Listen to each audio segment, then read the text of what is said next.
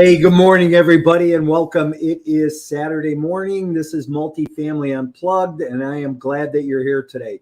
Hey, happy 4th of July. Wow. Can't believe that it's July already. 2 quarters have buzzed right by. Here we are starting the second half of 2022. And let me ask you, intentionally, what are you going to do differently? What are you going to do differently in the second half of 22 that you didn't do in 21? What do you need to step up? So, I always talk about intentions, right? And what are we working on to be intentional, to grow our business and to grow personally, because we all need to grow personally to grow professionally.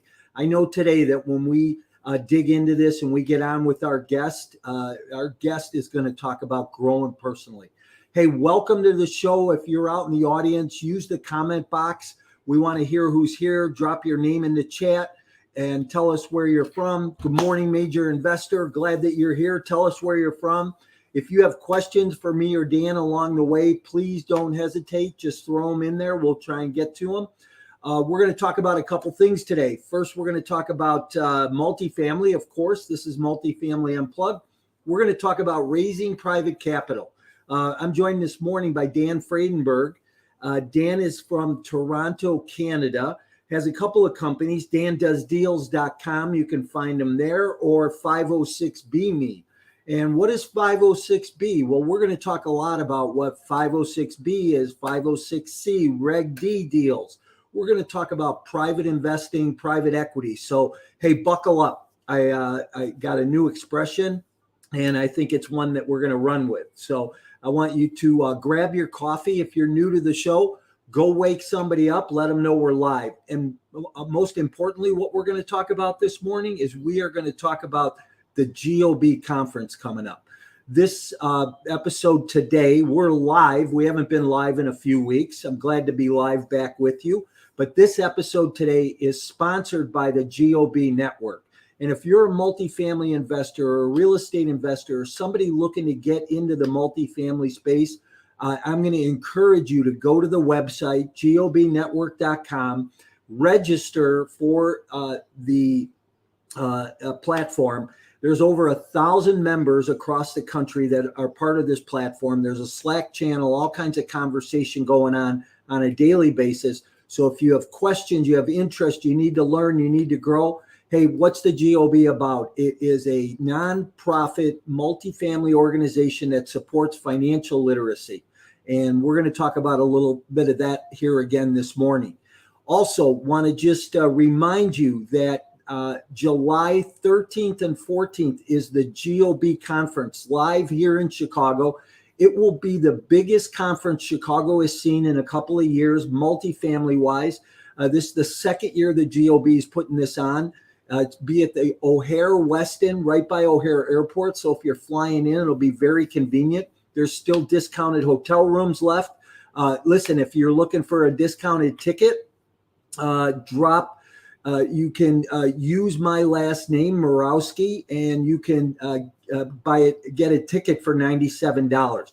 I'm going to give a ticket away for free at the end of this broadcast today. So let's see who gets, who registers for that by name in the chat. We're going to ask our guest Dan to pick that winner here today. So go ahead and start to just let us know you're here and where you're from. And I'm going to bring our guest in. Dan, Good morning, buddy. What's up? Good morning. Good to hear you. You want me to pick a winner? I won't do anything gross for sure. Good deal, man. We're going to we'll pick a winner at the end of the show here this morning. So, hey, listen, I am really glad that you're here. I've had the honor of being on your show and a couple of times, and you definitely have some great conversations, some great things to talk about, which I'm glad about. I love your headshot though. You look so freaking intense, like the scientist, right? So Right. Well, being an ideas guy, that's kind of where it came from. It's, if you ever are just going like, there just doesn't seem to be a way out. I tend to find some sort of unusual combination of the tools at our disposal to get us out of the slump and get us moving in the right direction. So yeah, absolutely. Hey, Dan, so one thing I do at the beginning of all my shows is I ask my guests in one word to describe themselves best personally and professionally. So what's that one word for you? Well, unfortunately, I have to choose the word complex.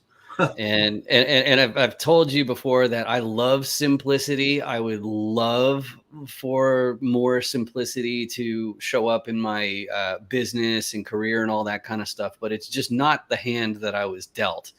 So I always end up having to put together some sort of complex combination of things to end up making things work in the to get me closer to my goals.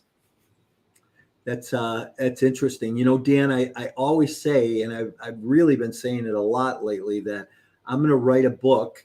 One of my next books is going to be, I'm going to take every word that everybody has said, and I'm going to write a little paragraph about each person and what we talked about and their word. And I have to tell you, I'm probably 300 episodes in between two or three different platforms over a couple of years, and nobody's ever said complex.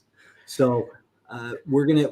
I know that as we get into conversation today, we're gonna dive into that a little bit. So why don't you talk about? Or let me do this first. Let me just say hi to everybody. Hey, good morning, everybody who's out there. Drop your name in the chat. Drop where you're from. Randy Joe, good to see you from Colorado. Major investor, good to see you. Looks like you're from Milwaukee. Glad that you're here this morning. And if I didn't mention you yet, get your name in the chat and let's talk about you a little bit here this morning. But Dan, give us some background on you and how you got in this crazy world of multifamily. Awesome. So, really, the biggest thing was, I was trained as an electrical engineer, but I also spent 15 years in Taiwan. But part of about 4.5 years of my real estate journey was in Taiwan, even though that was working for a company in Ohio. Basically, I got into real estate from getting into the CRM industry. I was working for web.com, and then I ended up opening my own agency, helping businesses integrate their CRM with their website and then customizing it in a bunch of ways that the CRMs aren't supposed to work that way, but I get it to do it anyway. But as I got bigger and better clients, I ended up started to work for a real estate company. And they focused on single family. I know that they were flipping 10 houses a month the entire time I was there, to my knowledge.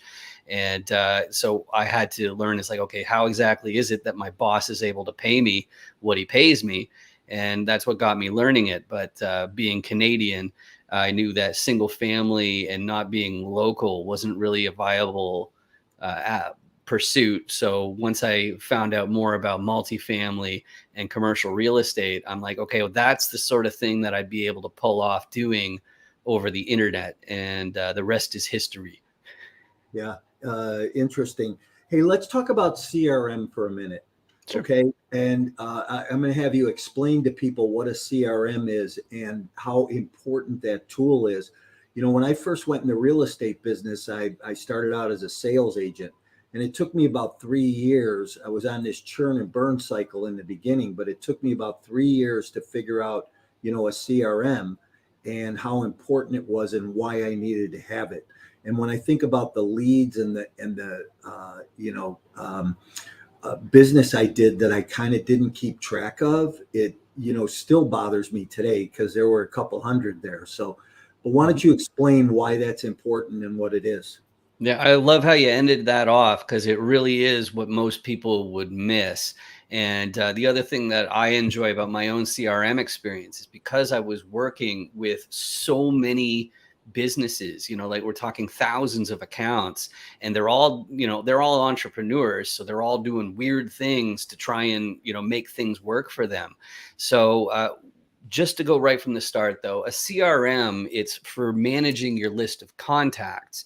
And the main thing is, when you are working with people, it's so much easier to go back to somebody you've already met and then try and, drum up something, some sort of collaboration, or, sales, if you want to be more specific. It's easier to go to somebody who already knows who you are and get them to engage in what you're up to than it is to go to a complete stranger. So the name of the game really has to be organizing your contacts and then finding ways to send them appropriate messages instead of treating them all like they're exactly the same. You know, we've been talking about the GOB conference there in Chicago. So if you're promoting it, like one of the things you should be thinking about is let's do a special deal for people who are nearby, because it's easier for them to say yes on short notice than somebody who has to fly from several states away. So organizing your promotions based on where they're located or how much they've spent, if you're a coach or you have other things that you sell, you know, that's who you really need to focus on. And the idea is that it's not just sending broadcasts as in like, hey, this is what I got going on right now. It's periodically you should have some promos where you pick the people who are most appropriate and then you email them, say like 5 days in a row worth of email, instead of just thinking, you know, okay, I'll send a one and done sort of thing and just hope that people are excited to follow through on what you're asking. So that's most of CRMs. The only other thing I'd add is that some CRMs, they include the ability to take orders, and then some of them are just emailing. And so that's one thing that I think a lot of real estate syndicators, investors, operators miss, is they'll get their like Active Campaign, MailChimp, you know, those sorts of CRMs. But when it comes time to start taking money from people like credit card transactions, then they have some new difficulties once that happens. Yeah.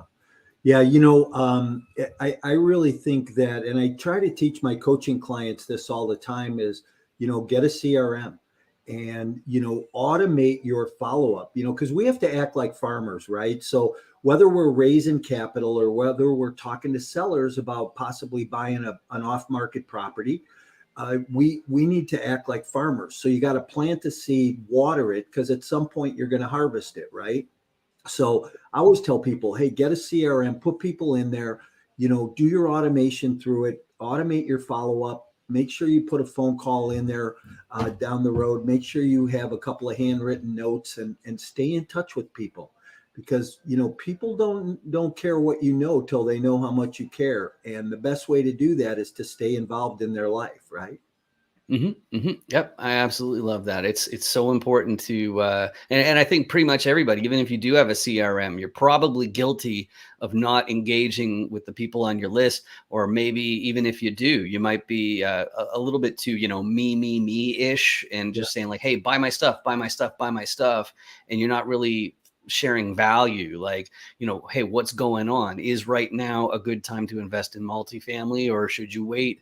Or, you know, like questions like that. That's the stuff that you need to be sharing, so that people know that you've got their best interests at heart, and you're not just trying to, you know, take their investment dollars in something that doesn't really have a future. So that's the real play, right? Yeah, absolutely. Well, listen, hey, let's do this real quick. A bunch of other people have checked in. I know there's a lot of people out on LinkedIn this morning and on YouTube. Use the comments this morning. Throw your name and where you're from. David from Kentucky, good to see you this morning. Cheryl's here every week. She's in Boston. Glad you're here. Here's what's going to happen at the end of the show. If you have used the chat, you put in there where you're from. I want to make sure that you also drop in that chat that you will use a free ticket for the upcoming GOB conference that's coming up in July. And Dan and I will talk about that a little bit later. But if you can make it to Chicago, July 13th and 14th for the conference, it's going to be a great event. And we want to make sure that you get a free ticket. So Dan's going to pick somebody, but you have to drop in the chat that you can come to the event. So Dan, let's talk about that crazy screen you have behind you. Right. Well, that one there, it you know, one of the nice things about my legal status as a promoter, because like that was the hard thing to figure out. If you're programming and doing CRMs, it's like, okay, well, that's a very limited number of things you can write off. But as soon as you are a promoter, then anything that ends up on camera is now a business expense. And so the other thing too is that if I got a fancy car or something like that, not that it's the same price, but I wouldn't use it as often. So as far as productivity goes, this is absolutely fantastic having that much space. And I like to tell people sometimes I actually had the good fortune of playing Xbox in an IMAX theater before. And so I got used to, playing on that as well. And I know from a productivity perspective, if I had an IMAX theater for doing my job, it would not be as productive as this right here. It's because that the width is more important for your productivity than the height, because it's kind of weird to put something down in your bottom left and another thing in the upper right unless you have it out there. So yeah, it's I'm really glad that I picked it up. It's the Samsung G9, so you can check those out. That's pretty interesting. I always looking for a place that I can have a lot of things open at the same time, not just tabs that I got to switch back and forth. Right. Right. And a lot of people like seeing themselves on the big screen like this during conversations and whatnot. So hey, that had to be amazing though to play Xbox on in an IMAX. Yeah, it was pretty wild. I remember just being at an IMAX at a movie or some event where you were in a hot air balloon, and that was crazy. Right. Yeah, so, pretty amazing stuff. Hey, so let's talk about what you have on your screen, 506B me. Okay. What's 506B? Okay, so a 506B is an exemption that you file with the SEC so that you can sell a security. Okay, you're supposed to have a license before you sell a security. And the easiest way to explain that is to use the idea of a lemonade stand. So if I put up a lemonade stand at the end of my driveway and it goes really, really well, maybe I'd go, hey, I've got like some wealthy friends or, relatives or something like that. Maybe I should go to them and say, hey, lend me some money, or buy some of the profit. I'll invest that into my lemonade stand to make the biggest, most awesome lemonade stand ever. And you'll get a piece of the profit. And you don't have to do anything. If you do that, if you actually accept their money in that situation, you've broken the law. You've sold a security without a license to do it. And as a matter of fact, I hear more and more about how you actually do get licensed to that. I've been told that if you get a Series 65, then you can go ahead. But then even if you have your Series 65, you have to hang your shingle under another broker. And the broker is going to tell you, oh, you need to sell these other securities, not your own ones. So it's a really, really nasty situation to be in. And the 506B part, it's for people who are non-accredited. So that means they're not, fantastically wealthy. They don't have a net worth beyond $1 million, or they're not making more than 200 grand on their own, or 300 grand per year in combination with their spouse. So if you are one of those, then you have your 506. Hang on a sec.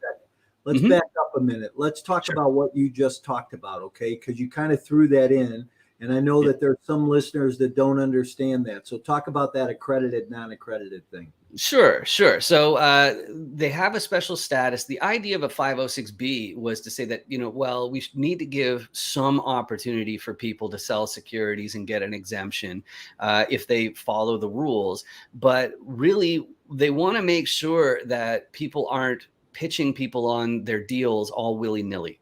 Okay. They don't want people selling securities to people who have no business investing in securities because they don't have enough money for a rainy day is really the idea. So you need to make sure that they have a certain level of sophistication before you can share your deals in a 506B exempt filing. But really the main thing is if they are accredited, you can just go ahead. That's totally fine. So if you have that net worth, but really they want to make sure that people understand these are illiquid investments. So if you turn around and say, hey, I really, really need my money back because I'm going to lose my house, I'm going to lose, my family or whatever, the whole nature of like a commercial deal is that, your money, when you invest it, it's going to be used to buy new appliances or a new balcony or something like that. And so the money's already invested. It's not sitting there in a bank account for the issuer, the syndicator to just, pay out whenever somebody needs it. And that being the case, you could ruin lives if you take money from people who need it back desperately. So it's the issuer's responsibility to make sure that you're not going to financially cripple them when life happens.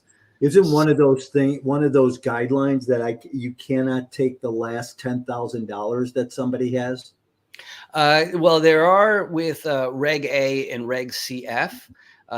Like there are some limitations. The Reg A I'm less familiar with, but the Reg CF, it has to go off of whatever's lower a certain number of your net worth and a certain number of your annual income.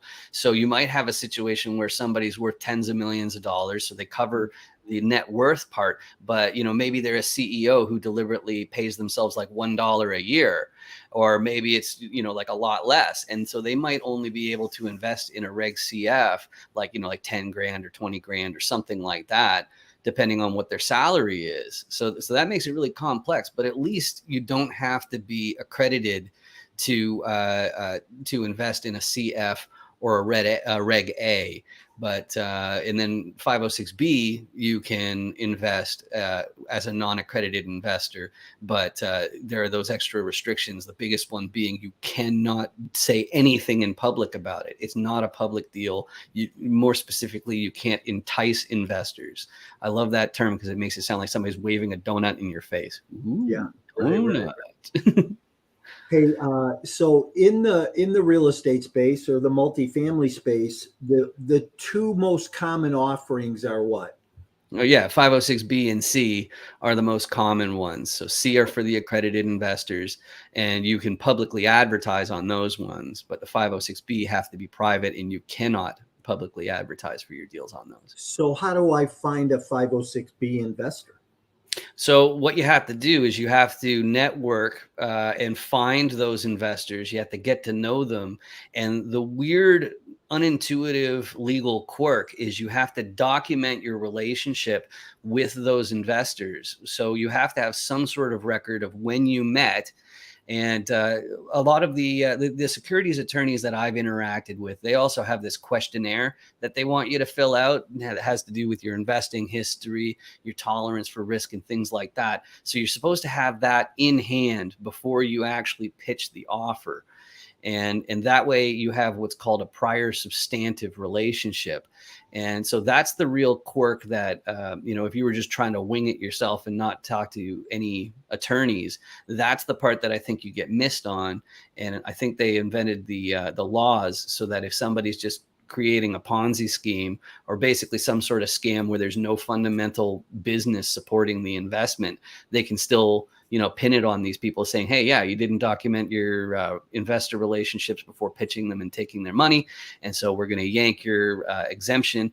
And from what I understand, the penalty, it's not usually orange jumpsuit territory. It's actually that your exemption will get yanked and you have to refund everybody's money plus interest.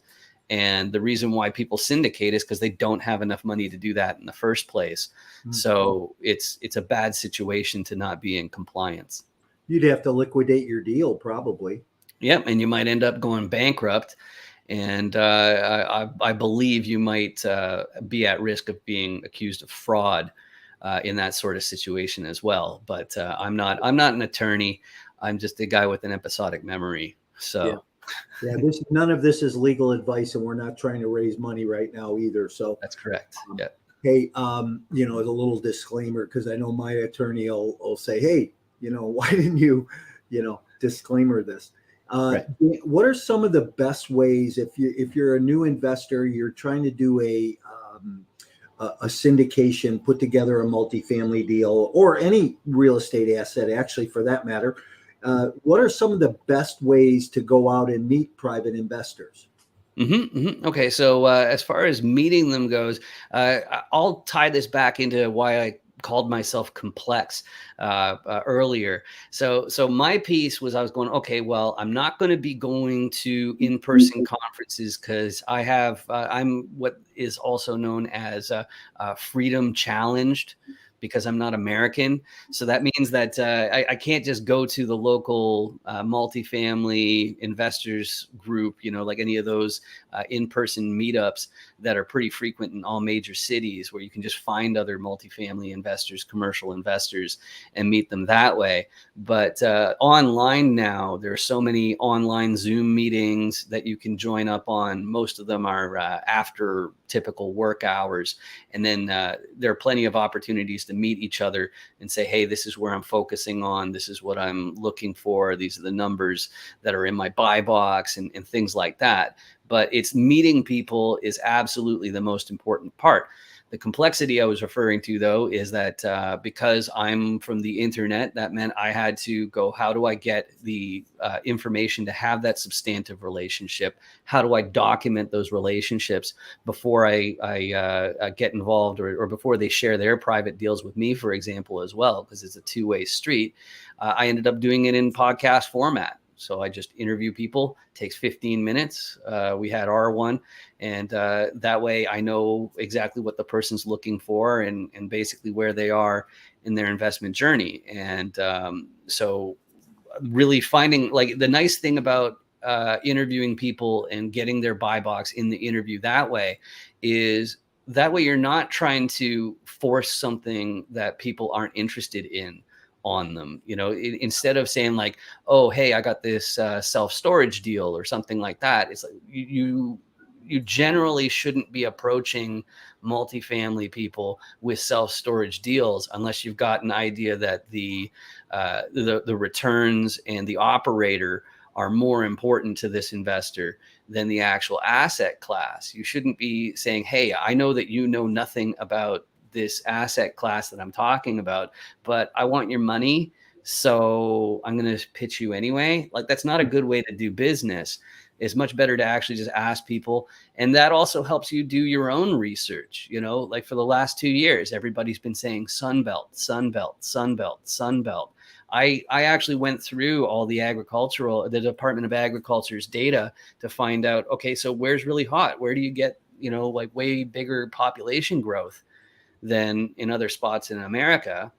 And you didn't even have to do that, because if you talk to enough investors, you're going to find out, hey, there's a pattern developing here. Lots of people like South Carolina, North Carolina, Tennessee, Atlanta, Texas, those are the regular suspects, the usual suspects. So glad you didn't say Florida just now. I don't want everybody going there. Yeah, it's Florida's a really, really wild place, and I think it still has lots of opportunity for investment, but I'm not convinced most people would want to live there. Yeah, it's tough to live there, but a lot of people are moving there. Right. I mean, one of the things we look at as a sponsor when we're putting these deals together is population growth. Mm-hmm. And that corridor between Tampa and Orlando, 1,000 people a day have been moving there for the last 18 months. So they're coming from somewhere. So there's a negative growth somewhere else, and people are moving there. And what's interesting about that is when we look at, and I just did a post on this morning on social media, but I said, population growth creates job growth, creates household income. And if you're an owner operator, you want household income to grow, because that's how you grow your rents. Mm-hmm. So, it's kind of that cycle. It's smart thinking is what it is.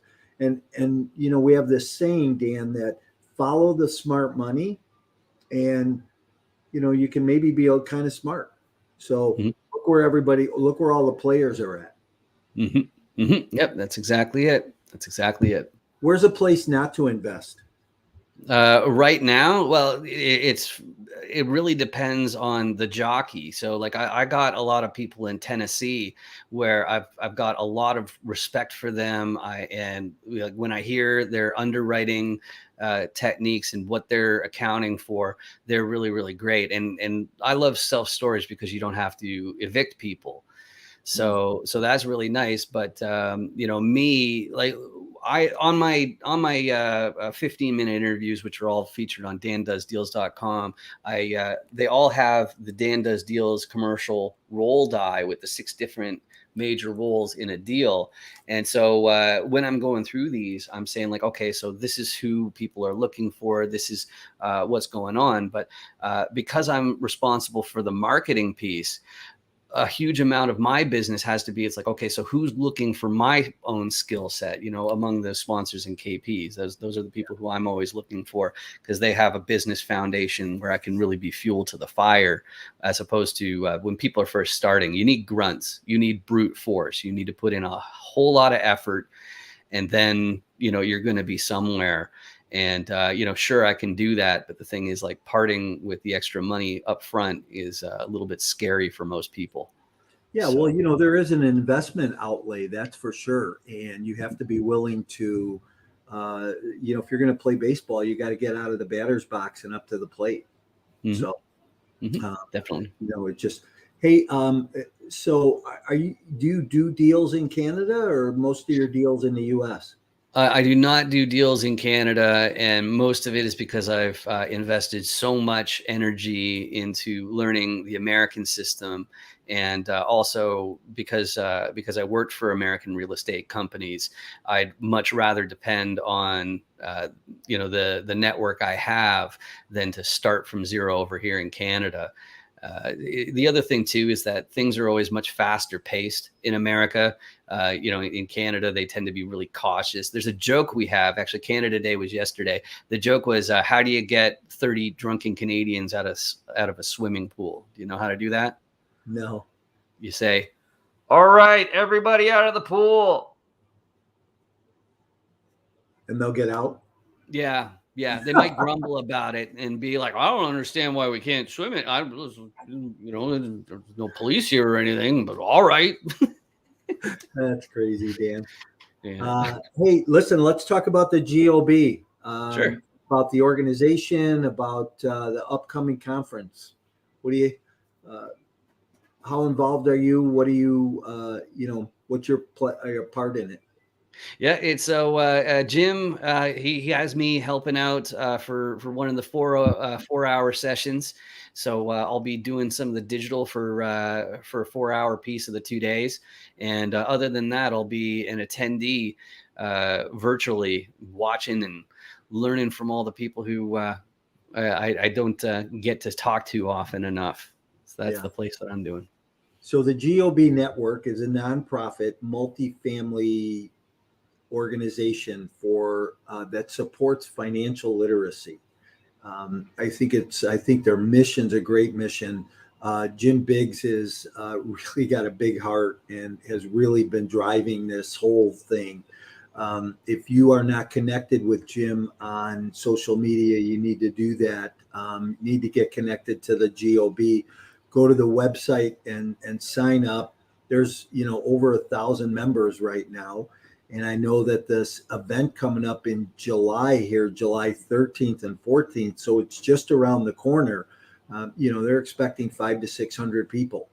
So some great speakers, right? I have the honor of sharing the stage with people like Brian Briscoe and John Kasman and Matt Pinchy and Georgia Brew and, some other big names. Luke Wren is the keynote. He going to talk about mindset, and we know that in multifamily, mindset is important. So, my hat goes off to the people that are putting this together, because it's no easy feat. I know that for sure. So, yeah, Matt Pinchy, you mentioned him, and he put out a great article on LinkedIn yesterday about how bonus depreciation is fantastic, but if there's a sale, there's going to be a recapture that you have to it'll come out in your cost segregation. And I thought that was a great point, and usually they don't really talk about that. It's just like, oh well, when you buy, you get this bonus depreciation. It's all fantastic. And if you sell, right? Because Warren Buffett said the best time to sell is never. Right. So. Yeah, absolutely. I'm a huge fan of the BRRRR strategy. Yeah. Let me ask this, isn't there a point in time where they can't claw back after sale? Yeah, I seem to recall that when you calculate it out, it's something weird like 27 point whatever years, or like somewhere around 30 years is what the depreciation is supposed to be based on. And the way I remember that is I take that as an indicator of the government saying that if something lasts 30 years, most of that is good luck rather than design. So right. So like if it's still standing after 30 years, well, it's like good on you and your builders. But, like in general, it's going to be effectively worthless, like other than like the bones if you do it really well. So that's when it goes to zero and you just own it outright and you're good stuff. But I'm not a CPA either. So you don't celebrate July 4th in Canada, huh? Oh, well, I do more or less, but yeah, no, it's we have Canada Day on the 1st, which is when we passed the British North America Act, basically making it an independent country of from Britain, but still part of the Commonwealth. It's very exciting stuff that really has very little impact, but it's supposed to inspire some sort of loyalty and oh, well, we don't want to be like the Americans because they turned around into Britain and said, no, we don't want anything to do with you. But no, we're still friends with Britain. And it's just like, well, what's Britain done for me lately? I don't know, but I can be a little bit cynical when it comes to those sorts of responsibilities. Little sarcasm never hurt anybody, Dan. Right. Yeah. It's great as long as it's actually obvious that you're not being serious. It's when people are, like they try to be sarcastic, but you can't really tell. That's not much fun. So is there a virtual component for the GOB conference? Yes, there is. There are virtual tickets that you can pick up at the site. Okay, good. So people that can't make it to Chicago, and I just encourage people to come to Chicago. I mean, the weather's been great here. It's a good time of year, and there's nothing like summer in the city. Time on the lakefront is fun. If you're interested in that, and there's a lot of things you can do. You go for a boat ride, great restaurants, and I'm easy for a dinner or a lunch. So just look me up if you're here in Chicago. Yeah, for sure, for sure. And you make a great point. It's like, well, which one do you choose? Do you choose the virtual or you do the in-person? And I think the answer is actually quite straightforward. You absolutely should do the in-person because you got to understand the nature of the business. That all goes back to, like why I do 506B me. So they have all these weird restrictions about 506B compliance. But once you actually know how to gain investors' trust, it's actually just common sense. You need to know the person. You need to make sure that you're doing them a favor by including them instead of doing them a disservice. And if you are asking for investors, they're not like most people haven't made the connection that if you only know somebody from online, that you actually can know that person. So because they haven't made that connection in their heads yet, they're not going to invest in anybody unless they've shaken their hand. You need to have that in-person interaction. So being there in person and meeting these people so they can look at you in the eye and see that, as soon as the camera's off or the Zoom is done, you're not a completely different person. So going in person is very important. And 506B me is supposed to help get in that neighborhood, but completely virtually, getting to know people enough where it's like, okay, yeah, I know how this person ticks. I know why they're doing it. I know what they're looking for. And I've got a lot of confidence that they're not just going to say, oh, this is hard, so I'm going to stop, even though I already took a bunch of people's money. That's what you don't want. And that's what you need to be sniffing for as far as I'm concerned. Awesome. Hey, I'm going to shift up a little bit and head to some bonus questions. But before we do that, I just wanted to make one comment on what you were saying, which was, definitely the in-person event. You can only network so much on Zoom, right? As much as you use LinkedIn or Facebook and can do Zoom meetings and meet people and talk on the phone, there's nothing better for raising capital and meeting people in person and shaking somebody's hand and, starting to build that initial relationship. Remember, you've got to plant the seed, water it, and harvest it at some point. So, there's nothing like an in-person event, right?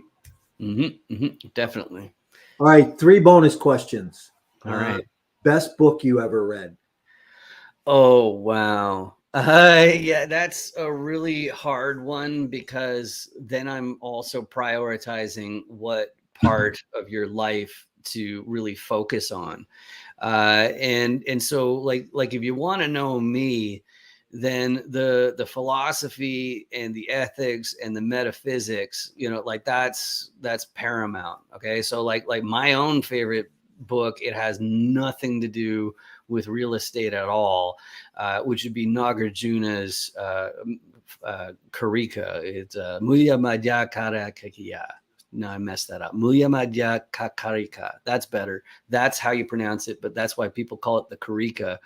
And basically what that does is it helps understand where you're guessing about reality itself rather than the actual truth. But if you're looking for something more related to real estate, specifically, I do have my own book, which I'm pretty happy about, which is Real Estate is a Scam. And you can find that at realestateisascam.com. And yes, that's partially marketing. Absolutely. Okay. Like, is real estate a scam? Well, I can tell you the government is holding all of the cards. There's no other way of looking at it. It's the government's holding all the cards. But as far as like interacting with people, real estate is not a scam. But I've found so many ways where people could, jump into it and walk away and think that it is. But that's just because they just don't know how it's done, or they overlooked some things like they didn't bother doing proper inspections. For example, if you don't do proper inspections, then you're playing with fire. Absolutely. So that book right there, the idea was from a digital security standpoint, because that was my background. As I was learning commercial real estate, I'm going like, okay, what's not a level playing field? What is just ripe with opportunity for somebody to lose their shirt? And then instead of trying to sweep it under the rug, I decided to make a video about all of those things and say, this is what full-timers do to make sure they don't lose their shirt for this exact reason. Right. And the book version of Real Estate is a Scam.com is more about saying like, okay, all businesses are a minefield. Real estate is a business. So where are the mines buried? And one of them is, like I was saying about the lemonade stand and selling a security. I've actually got a friend who he and his other friend, they both got their law degree and passed the bar exam and almost immediately proceeded to sell a security without knowing that that's illegal. So like that's an optional set of courses you take in law school, is to find out securities law. So you could actually be a lawyer and not even know that it's against the law. It's like, it's just mind blowing. So it's crazy. So that's what I wanted to emphasize in the book, is say like, okay, well, this seems to be, like I joke that it's the way not to do real estate. It tells you how not to do real estate, where most books tell you how to do real estate. Right. Interesting. Hey, favorite food? Favorite food, another difficult one. It's because I do a lot of cooking and I've done a lot of experimentation. And that sounds scary. Yeah, so I guess like I had this week, so it probably wouldn't be. So the one dish that from Taiwan, where I found that, being outside of Taiwan, I just couldn't handle not having this. That would be beef noodle soup. And actually about 12 years ago, I learned to make it from scratch on my own. And so since then, I've been able to be away from Taiwan without missing out on that. So that'd probably be my number one. Nice. Yeah. And then last question, favorite tourist attraction? Favorite tourist attraction? Wow. Yeah, that's the thing. See, I'm always a people person. So like when I travel, what I'm really into is getting to know what's it like living there. What's it like being a person from that place? And so the buildings, or like whatever it is that people put together. It's not too high on my list, but I think part of the reason is because like I haven't been able to travel America. I've just been able to go to one city here, one city there, that sort of thing. So I've never seen like Mount Rushmore or something like that I think would be a pretty amazing place to see. But yeah, it's just not coming to me as far as one where I'm like, wow, that's a place you got to see. There's a bridge in Taipei that I really like to cross that it's not really meant for foot traffic, but that's because it has the Grand Hotel and it's on the Geelong River.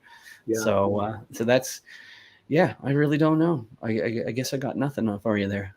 Well, hey, listen, not everybody's got something. So yeah. Appreciate you being here this morning. It's been great. We have to give a ticket away to a winner. Can you read all the chats?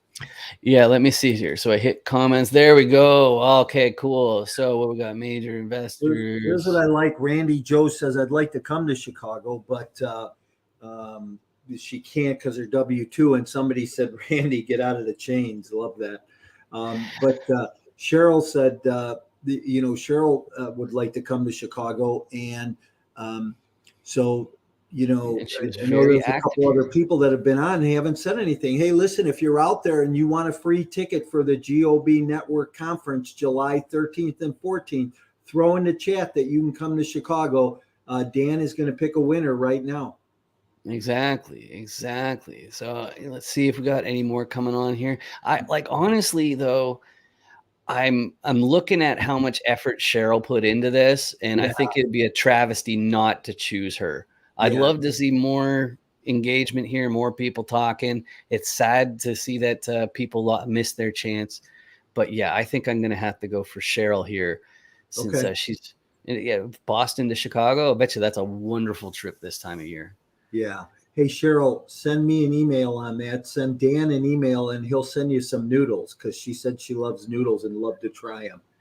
There you go. Yeah, it's just your local Asian supermarket probably has you covered, and the main tricks for it, just any kind of beef stock that you can throw in there. It's but you got to get those handmade noodles because the factory ones that are all dried out, they're just not. They just don't scratch that itch. All right. Hey, Dan, thanks for being here today, man. It's been great to get to know you over the last few weeks, too. I mean, we spent some time together and interesting, a lot of good conversation. And one thing I like is that you'll keep people compliant. So that's cool. Awesome. And that's what we all need to do. And especially want to stay that way when it comes down to putting together a syndication. But everybody, thanks for being here. If you need to connect with Dan, you can find him on LinkedIn or go to dandoesdeals.com or Real Estate's a Scam. Take your pick. I don't believe real estate's a scam, and I don't think Dan really does either. Hey, we had Diana on from Nashville and Randy Joe and other people on this morning. We said hi to Cheryl from Boston.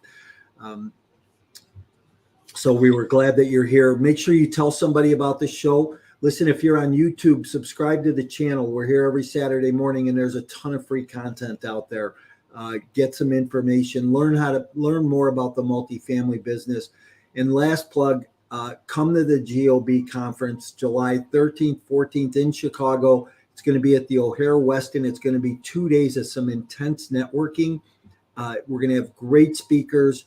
Luke Wren will be the keynote speaker, but I get to share the stage with, Brian Briscoe, Georgia Brew, a number of different people. If I forgot you, please forgive me. And I look forward to meeting everybody at the event. Trevor, good to see you this morning. Glad that you're here. Jim, good to see you here this morning. Big shout out to Jim Biggs and the people behind the scenes that are putting this thing together. So, Dan, it's been wonderful. Any last parting words? Yeah, I'd like to thank you. I'd also definitely like to thank Jim Biggs because he's helped me a lot personally. That it really I needed some help, and he's really come through. It's really it's great to have friends like him. That's absolutely for sure. Yeah, he's got a big heart.